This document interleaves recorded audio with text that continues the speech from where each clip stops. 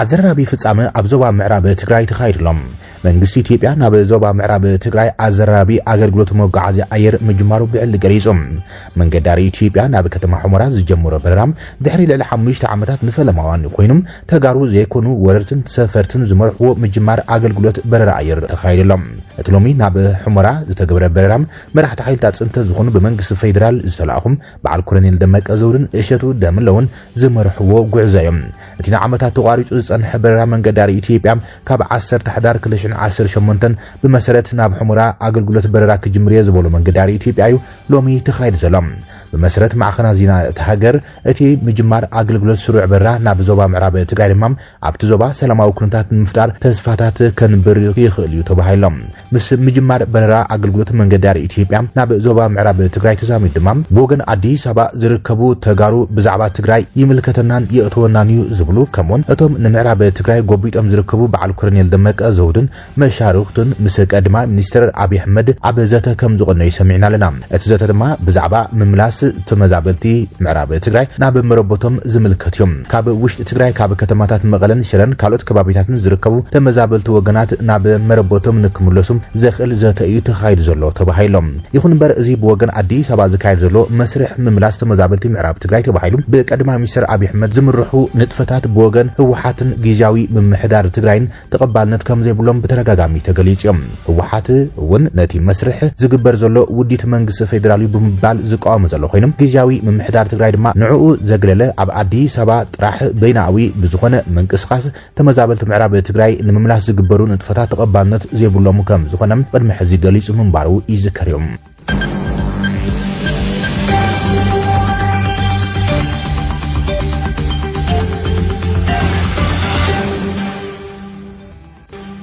ዝተፈላልዩ አካላት ሕብረተሰባት ትግራይ ዝተኣኻኽብሉ ተበግሶ ሰላም ትግራይ ኣብ እዋናዊ ኩነታት ትግራይ ኣድሂቡ መኺሮም እቲ ተበግሶ ናይ ዝኾነ ፖለቲካዊ ውግና ወይ ተጻብኦ ዘይብሉ ኮይኖም ኣብ ትግራይ መሰረታዊ ለውጢ ንክመጽም ጻምእ ሰላምን ሕቶ ህዝቢ ትግራይን መፍትሒ ንክመጽእ ዝጉስጉስ ከም ዝኾነ ተገሊጸሎም እቲ ተበግሶ ነበር ኢታማጆር ሹም ሓይልታት ምክልኻል ኢትዮጵያ ጀነራል ሳሙራ ዩኑስ ዘለዎ ኮይኖም ሚኒስትር ዶክተር አብርሃም በላይ ነበር ኣፈ ጉባኤ ባይቶ ፌደሬሽን ወይዘሮ ኬርያ ኢብራሂም ከምኡን ምሁር ስነ ጽሑፍን ቋንቋን ዶክተር ሓጎስ አብርሃ ዘለዎ እዮም ኣካብ ተሓዱሽ ዝተጣየሸ ተበግሶ ሰላም ትግራይ ምዃኑ ዝገለጸ ዶክተር ሓጎስ አብርሃም እቲ ተበግሶ እዋናዊ ጸገማት ትግራይ መንቀሊኦም ፖለቲካውን ምምሕዳራውን ከም ዝኾኑ ብምንጻር ሰላማውን ዲፕሎማሲያውን መንገዲ ንኽፍትሑ ዓሊሙ ክሰርሕ ኢሎም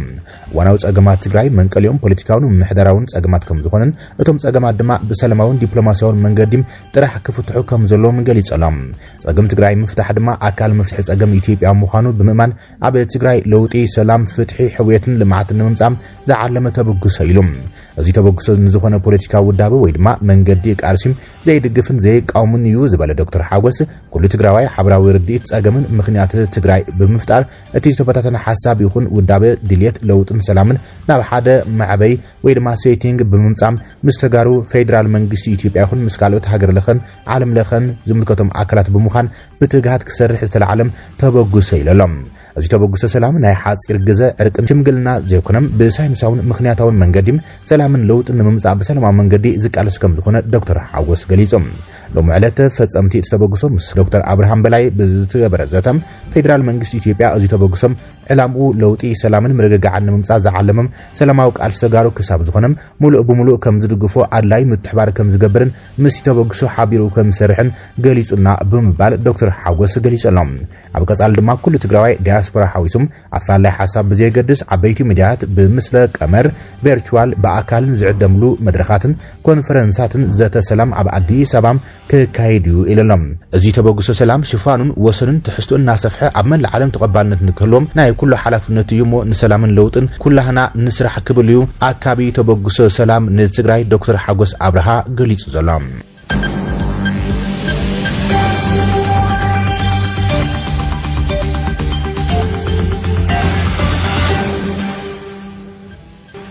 ቢቢሲ ብዛዕባ ኣብ ኢትዮጵያ ዝተፈጸመ ዘስካሕክሕ ገመን ምርመራዊ ስራሕ ዕላው ገይረሎም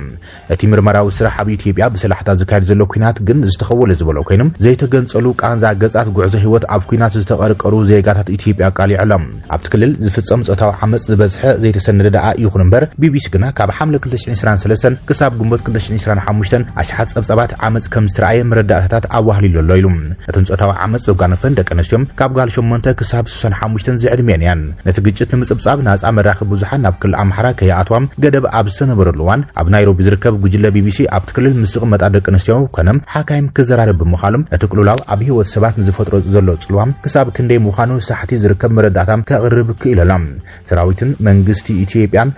መንግስቲ ኢትዮጵያን ሓይልታት ኣምሓራን ካብቲ ካብ 2020 ክሳብ 2020 ዝተኻየደም ጀኖሳይዳል ኩናት ትግራይ ሓቢሮም ወፊሮም እዮም መንግስቲ ኢትዮጵያን ህዝባዊ ወያነ ሓርነት ትግራይን ስምምዕነት ፕሪቶሪያ ድሕሪ ምፍራራሞም መንግስቲ እቶም ካብ ክልል ኣምሓራ ዝንቀሳቀሱ ዝነበሩ ሓይልታት ዕጥቆም ከፍትሑም መምርሒ ብምውጽም ናብ ግጭት ከኣትው ምኽንያት ኮይኖም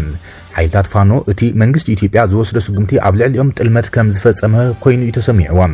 ምፍታሕ ዕጥቂ ብፍላይ ኣብ ልዕሊ ሕብረተሰብ ኣምሓራ ዝፍጸም ዓመጽ ንሓይለ ኣብ ዝኸደሉም ካብ ትግራይ ኮነ ካብ ካልእ ቦታታት ክመጸና ይኽእል እዩ ንዝብልዎም ስጋኣታት ተቓላዕቲ ከም ዝገብሮም ይኣምኑ ከም ዝነበሮም ጉጅለ ተጣበቕቲ ሰብኣዊ መሰላት ይገልጹ ይብል ጸብጻብ ቢቢሲ ፋኖ ከም መልሰ ተግባር ናይቲ ኣብ ልዕሊኦም ዝተወሰደ ስጉምቲ ድማ ኣብ ሕብረተሰቡ ምላዓል ኣበጊሱ ክሳዕ ወሰንቲ ከተማታት ክቋጽር በቂዖም ብመሰለ ርእሰ ውሳነ ክልሎምን ሕብረተሰብን ካብ መንግስቲ ኢትዮጵያን ዝወረዶም ምግላል ንምክልኻል ይቃልሱ ከም ዘለዉ ይገልጹ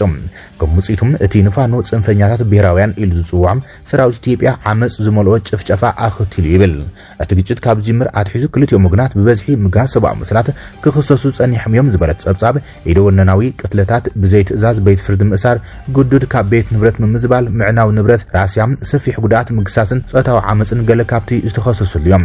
ኣምነስቲ ኢንተርናሽናል ዝርከቦም ጉጅለታት ተጣበቕቲ መሰላት ሰራዊት ኢትዮጵያ በቲ ዝተፈጸመ ግሰት ቀንዲ ተሓታቲ ምዃኖም መርቱዕታት ከም ዘሎ ይገልጹም ብተወሳኺ ኣብ ካልኦት ከባቢታት ኢትዮጵያ ዝነብር ህዝቢ ኣምሓራም ብሓይልታት ጸጥታን ካልኦት ዕጡቃት ጉጅለታትን ብደይ መደይ ዒላማ ከም ዝተገብሩ ይገልጹም ቢቢሲ ካብ 43 ትካላት ጥዕና ክልል ኣምሓራ ብገምጋም 4 ሚእታዊ ካብ ጠቕላላ ትካላት ጥዕና ናይቲ ክልል ከምኡውን ካብ ክልል ምንጭታት ሕክምና መረዳእታት ካብ ኣብቲ ክልል ብዛዕባ ዝፍጸሙ ዘለዉ ነገራት ስእሊ ረኺቦሎም ኣብዘን ወሃብቲ ኣገልግሎት ትካላት ካብ 18 ሓምለ 2023 ክሳብ ግንቦት 2025 ኣብ ዝነበሩ ግዜያት 2697 ጸብጻባት ዓመጽ ተመዝጊቦም ካብዚ እተን 45 ሚእታዊ ትሕቲ 18 ዝዕድሜን እየን ልዕሊ ፍርቂ ካብተን ግዳያት ብጾታዊ ርክብ ዝመሓላለፉ ሕማማት HTIS ከም ስለኸፋ ክፍለት እንከሎም ብዙሓት እውን ጥንሲ ክሕዛብ ብምግዳድን ዓለዳ ስነ-ኣእምሮኣዊ ጸቕጢ ክኾና ተፈሪደን እንተኾነ ብዙሓት ግዳያት ጾታዊ ዓመጽን ነቲ ኣብ ልዕሊአን ዝተፈጸመ ገበን ኣይሕብራን ወይ ድማ ናብ ሕክምና ክኽዳ ኣይመርጻን እየን ተነጽሎ ብጾታዊ ርክብ ዝመሓላለፉ ሕማማት ወይ ጥንሲ ሒዘን ከይኮነ ኣይፈርሓም ንድሕነቱ ክብል ስሙ ክግለጽ ዘይደልዮም ቢቢሲ ዘዘራረቡ ሓደ ላዕለዋይ ክኢላ ጥዕናም እተን ኣብ ክልል ኣምሓራ ናብ ዝርከብ ኣብያት ጥዕና ዝመጽኣ ግዳያት ካብ ባሕሪ ብጭልፋ ጥራሕን ይብል ቢቢሲ ዘዘራረቦም ሓኻይም እቲ ግጭት ካብ ዝጅምር ክሕከማ ጽንሓ ግዳያት ጾታዊ ዓመጽ በዝሕን ኣዝዩ ወሰኽ ከም ዝረኣዩ ይዛረቡ እናም ፈርፈራይን ዝመጽኣ ነዛ ክዛረባ እኳም እምብዛይን ዝፈርሓ ይብል ሓደ ሓኪም እተን ስጉምቲ ወሲደን ናብ ሕክምና ዝመጽኣ መን ከም ዝተጋስን መንጋር ፈቃደኛት ይኮናን ኣብቲ ክልል ዘሎ ግጭት ሕግን ስርዓትን ክፈርስ ስለ ዝገብረም ፍትሒ ዝሓታ ኣዝየን ሒደትየን እኳ ዳስ መብዛሕትአን ጥንሲ ከይሓዛ ካብ ምስጋየን ሕክምናዊ ሓገዝ ዝሓታ ገለ ደቂ ኣንስትዮ ድሕሪ ዝወረደን ዓመጽ ደንጌንየን ሕክምናዊ ሓገዝ ዝሓታ ከም ናይ HIV ዝኣመሰሉ ብጾታዊ ርክብ ዝመሓላለፉ ጸረ መልከፍቲ መድሓኒታት ድማ ውጽኢታውያን ዝኾኑ ግዜ ሓልፍ ቴፕ ዝበሃል ጸረ መልከፍቲ HIV መድሓኒት በቲ ቫይረስ ምስ ተለኸፈም ሰብ ድሕሪ ዝፍጸም ቁልዕ ወሲብ ኣብ ሓጺር ግዜ ምስ ዝወስድ ጥራሕዩ መብዛሕትኡ ግዜ ውጽኢታዊ ዝኸውን ብዘይካዚ ብስንኪ ግጭት ኣገልግሎት መጓዓዝያ ብምትዕንቃፍን ጽርግያታት ምዕጻውን ቀልጢፈን ሕክምና ክረኽባ ከም ዘይክእላም ቢቢሲ ዘዘራረቦም ካልእ ሓኪሙን ገሊጾም ሓደ ላዕለዋይ ክኢላ ጥዕና ሕክምናውን ማሕበራውን ቅልውላው ክመጽእ ከም ዝኽእል ዘለዎ ስጋኣት ብምግላጽ የጠንቅቕ ማእኸላት ጥዕና ኣብ ዝኣከቡ ሓበሬታ ተመርኪሶም መልከፍቲ HIV ክውስኽ ከም ዝኽእል ጥዕና ኣእምሮ ስነ ኣእምሮኣዊ ጸገማትን ኣብ ዕናዊ ደረጃ ክበጽሕ ተኽእሎ ከም ዘሎ ምልክታት ከም ዘለለ ይገልጾም ገለ ግዳያት ነፍሰ ቅትለት ከም ዝፈተኑ ኣመልኪቶም ኣብ 2022 ካብ ሚኒስትሪ ጥዕና ኢትዮጵያ ዝረኸበ ኣሃዛት ከም ዘመላኽቶም መጠን HIV ኣብቲ ክልል ካብ 100 ሰባት ከባቢ 1.1 ከም ዝነበረም እዚ ድማ ካብቲ ብደረጃ ሃገር ዝተመዝገበ ማእኸላይ ደረጃ ዝዛይድ እዮም ኣብቲ ግጭት ብክልቲኦም ወገናት ዓመጽ ዝፍጸም እኳ እንተኾነም ካብ ዕጡቃት ፋኖ ንላዕሊ ወታደራት ኢትዮጵያ ዝተሳተፍሉ ጉዳያት ከም ዝረኣዮም ጸብጻብ ሰራሕተኛታት ሕክምና ይርኢ ንኸምዚ ዝኣመሰለ ሓበሬታ ናይ ምርኣይ ዕድል ዘለዎ ስሙ ክርቋሕ ዘይደለም ሓደ ሰራሕተኛ መንግስቲ እዚ ሓበሬታ ልክዕ ምዃኑ ረጋጊጾም መብዛሕትኦም ፍጻመታት ጾታዊ ዓመጽ ሰራዊት ኢትዮጵያ ኣብ ዝዕስክሩልን ዝቆጻጸሩልን ከተማታት ይትራእዩ በተኻል ወገን ድማ እተን ኣብ ከተማታት ዝነብራ ደቂ ኣንስትዮን ዝሕሻ ኣገልግሎት ሕክምና ናይ ምርካብን ዝወረደን ናይ ምሕባርን ተኽእለን ዝለዓለ ምዃኑ ክኢላታት ይገልጾም ቢቢሲ ካብቶም ዕጡቃት ዝንቀሳቐሱ ከባቢታት ሓበሬታ ንምርካብ ኣጸጋም ስለ ዝኾነ በኣባላት ፋኖ ጾታዊ ዓመጽ ዝወረደን ግዳያት ቃለ መሕትት ክገብረለን ኣይከኣልን ኢሎም ኣብ ሰነ 2024 ቤት ጽሕፈት ላዕለዋይ ኮሚሽነር ሰብኣዊ መሰረት ሕብራት ሃገራት ሓይልታት ምክልኻል ኢትዮጵያ ንሰራዊት ዝሓወሰም ምስ ፋኖ ኣብ ዝተወልዐ ግጭት ኣብ ክልል ኣምሓራ ኣብ ልዕሊ ትሕቲ ዕድመ ቆልዑ ከይተረፈም ገበን ጾታዊ ዓመጽ ከም ዝፈጸሙ ጸብጺቦም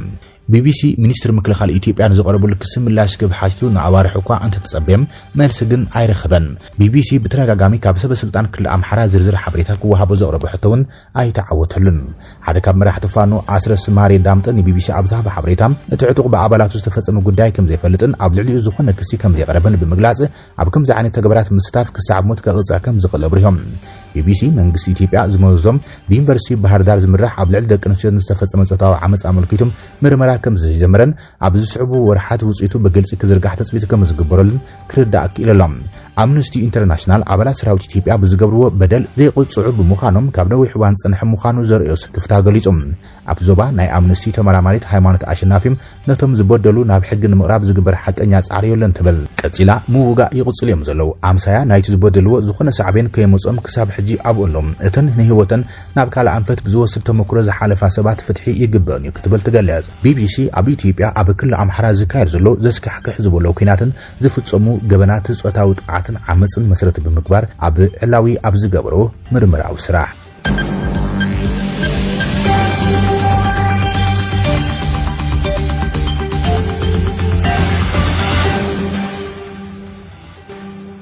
ኣብ ጉዳይ ሱዳን ህጹጽ ኣኼባ ተጸዊዕሎም